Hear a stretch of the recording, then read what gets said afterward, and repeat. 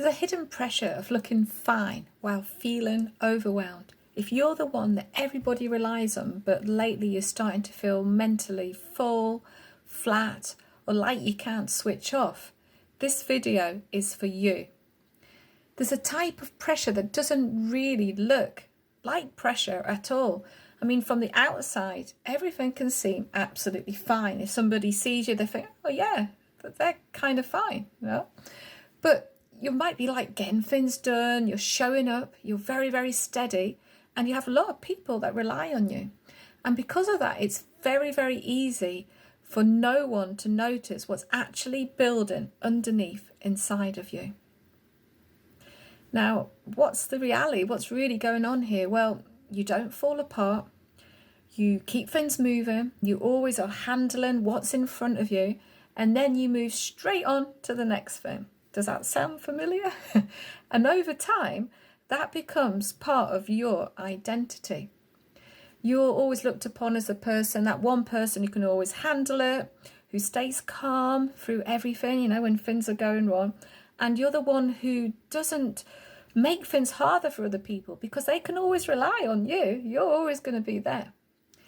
But just because nothing is breaking on the outside and you're projecting this image of being completely calm and in control and everybody looks up to you, it doesn't mean that nothing is happening inside of you. And that's often a very low level pressure. It's one that starts to build. So it's not exactly like something that's super dramatic. It's not obvious pressure. It's just there. And because everything still looks fine, and outwardly you look fine to everybody else, it's very easy for you to ignore. You know, I've been there many, many years ago, and you just soldier on. You're the dependable person that's always going to be there and keeps everybody else calm and in check. You're fine. But are you really? And how does it start showing up? Well, it can show up as you start feeling mentally very, very full. So even when nothing major has happened, you just start feeling quite full up in your head. You might start taking longer to make decisions. So normally in the past, you might have made decisions quite quickly or, you know, have some sort of system where you would make them.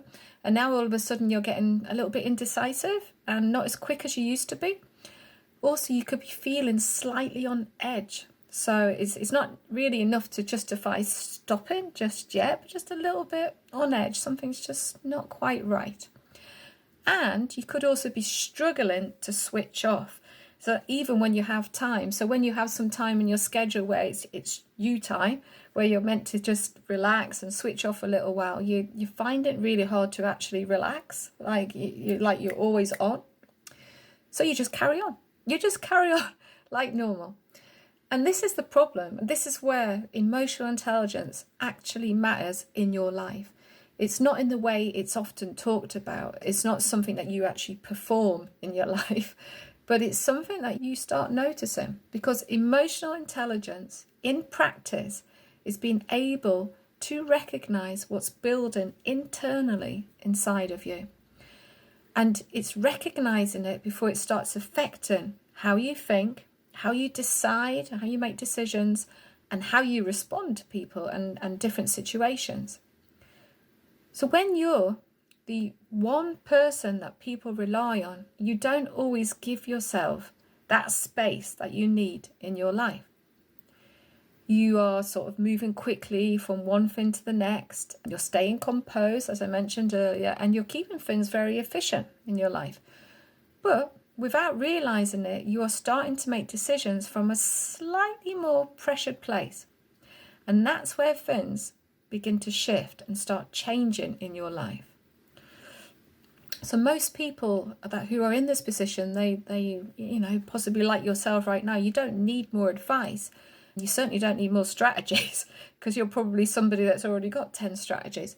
What you need is space. And it's that space to actually notice what's going on internally inside of you. It's space to let your thinking settle properly. And it's also space where you can come back to a place where decisions feel clear again for you. So you start, you know, you're sort of starting to get a little bit indecisive. And then all of a sudden you're realizing that you've got that space you can come to and you can start making clear decisions again.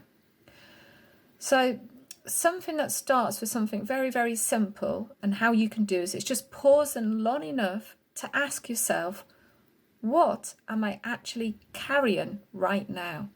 So if this feels like you right now, just give yourself that space and just ask yourself, what am I actually carrying right now? You don't need to be thinking what needs to be done or what you got to do next in your plan, maybe your to-do list, but it's what's already there. Because once you see that clearly, it will stop sitting in the background and affecting everything else in your life. If you're someone who's used to holding everything together and a lot together, and you rarely have space to think clearly without any pressure, that's exactly why the Leslie Link exists. I'm not here to add more noise. I'm here to give you a place to reset, refocus, and think properly again. So if this resonated for you, I share more of this in my weekly emails. You can always sign up for them.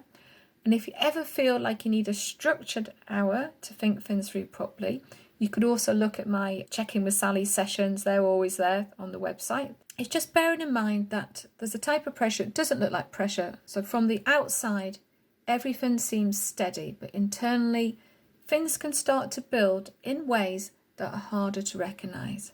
Video is helping you explore the quieter side of emotional intelligence. It's not something that you perform, but something that you notice.